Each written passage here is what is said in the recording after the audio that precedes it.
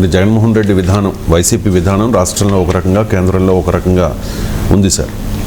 Andhra Pradesh assembly speaker ఎన్నిక విషయంలో సభా సాంప్రదాయాలను పాటించలేదు వైసీపీ. కానీ లోక్సభ స్పీకర్ ఎన్నిక విషయంలో అలా బీజేపీ అడగగానే మద్దతు ఇచ్చేశారు వైసీపీ ఎంపీలు. ఎందుకు ఈ తేడా? రాష్ట్రంలో ఒక రకంగా, కేంద్రంలో అంటే రాష్ట్రంలో ఎన్డీఏకు తెలుగుదేశం నాయకత్వం వేస్తోంది, కేంద్రంలో ఎన్డీఏకు బీజేపీ నాయకత్వం వేస్తోంది. సో ఎన్డీఏతో కాదు జగన్ పంచాయతీ.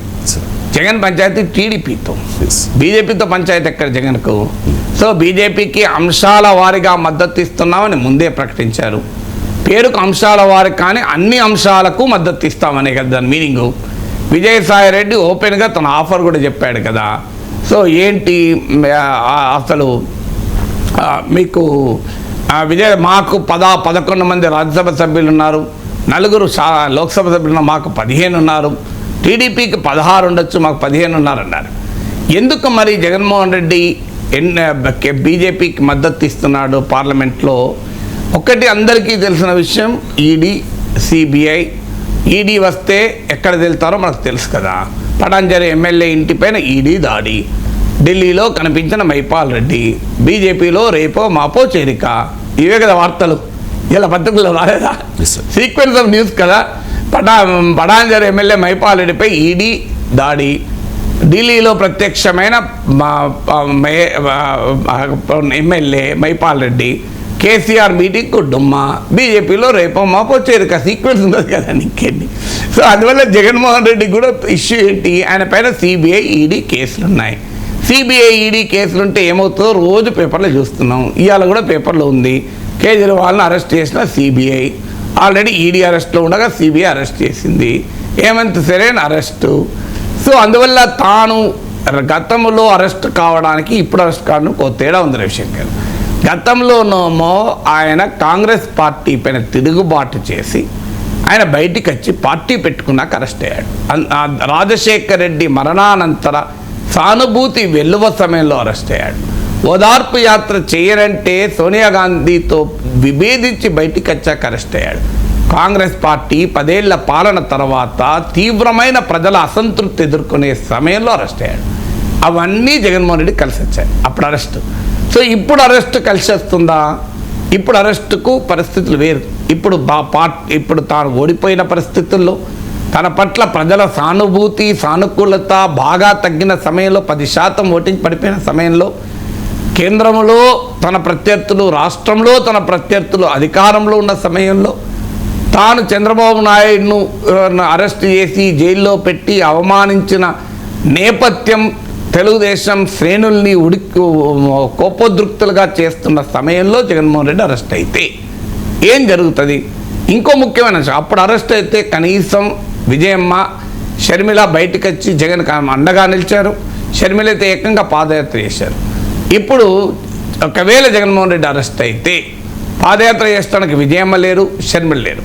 సో భారతమ్మ చేస్తే ఆ రకమైన రియాక్షన్ వస్తుందా? అనుమానమే. సో అందువల్ల ఇవాళ అరెస్ట్ అయితే రాజకీయంగా చాలా ఛాలెంజెస్ ఎదుర్కొంటాడు.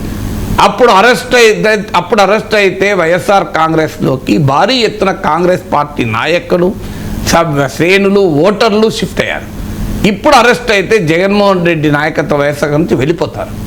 సో ఈ పరిస్థితుల్లో, ఎట్టి పరిస్థితుల్లో కేంద్రంలో ఉన్న బీజేపీతో జగన్ పెట్టుకోడు. ఇది మొదటి కారణం, మనకు క్లియర్గా అర్థమవుతున్న కారణం. ఇక రెండవ కారణం ఏంటి?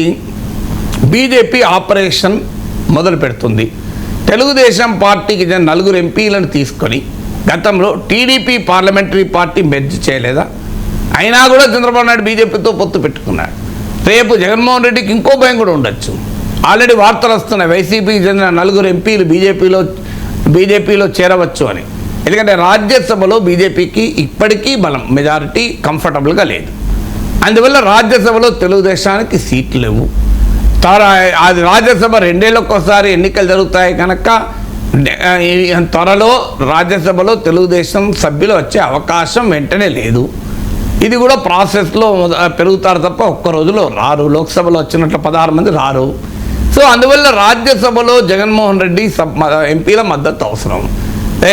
ఇప్పుడు ఆల్రెడీ టీడీపీతో కలిసి ఉన్నారు కనుక వైసీపీ ఎంపీల మద్దతు తీసుకొని ఎంబరాస్మెంట్ కన్నా వైసీపీ ఎంపీల లాగేసుకుంటే పని అయిపోతుంది కదా అని బీజేపీ ఆలోచించవచ్చు.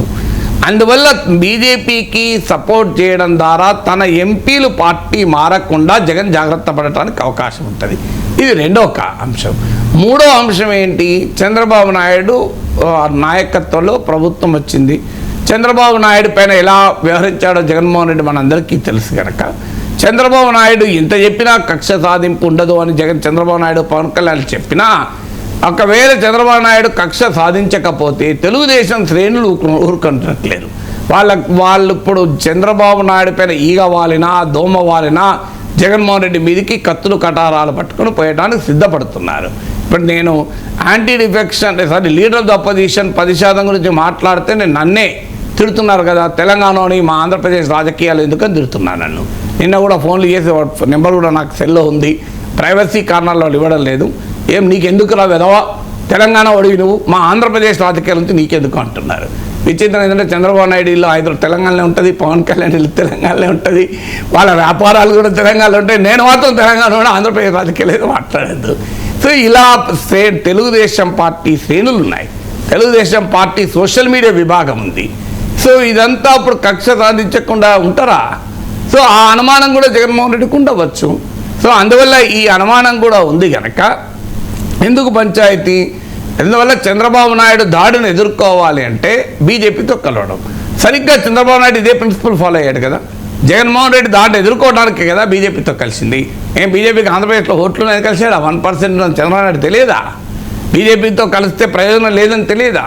పార్టీలో బీజేపీతో కలవడాన్ని వ్యతిరేకించినా కూడా బీజేపీతో కలిశాడు కదా. అందువల్ల ఆ రోజు చంద్రబాబు నాయుడు ఏ స్ట్రాటజీ అనుసరించాడు, ఇవాళ జగన్ అదే స్ట్రాటజీ. సో చంద్రబాబు నాయుడు దాడిని నుంచి తట్టుకోవాలి అంటే డెఫినెట్గా బీజేపీ అండ ఉంటే ఏం కాదు. ఈటల రాజేందర్ బీఆర్ఎస్లో నుంచి బయటకు వచ్చాడు. కలెక్టర్ ఉదయమే 5 గంటలకు రాజేందర్ పొలంలోకి భూమిలోకి ఎంటర్ అయ్యాడు. ఈ రాజేందర్ బీజేపీలో చేరాడు. కలెక్టర్ కాదు, ఎంఆర్ఓ కాదు, ఎవరు ఆఫీస్ బాయ్ కూడా వెళ్తలేడు కదా. ఇది క్లియర్గా కనబడుతున్న సమయంలో జగన్మోహన్ రెడ్డికి ఇంత స్ట్రాటజీ అర్థం కదా. అందువల్ల జగన్మోహన్ రెడ్డి బీజేపీకి అంశాల వారీగా కాదు, అన్ని అంశాల వారీగా మద్దతు ఇస్తాడు. మీరు చూస్తూ ఉండండి, ఈ 5 ఏళ్ళు ఇదే నడుస్తుంది.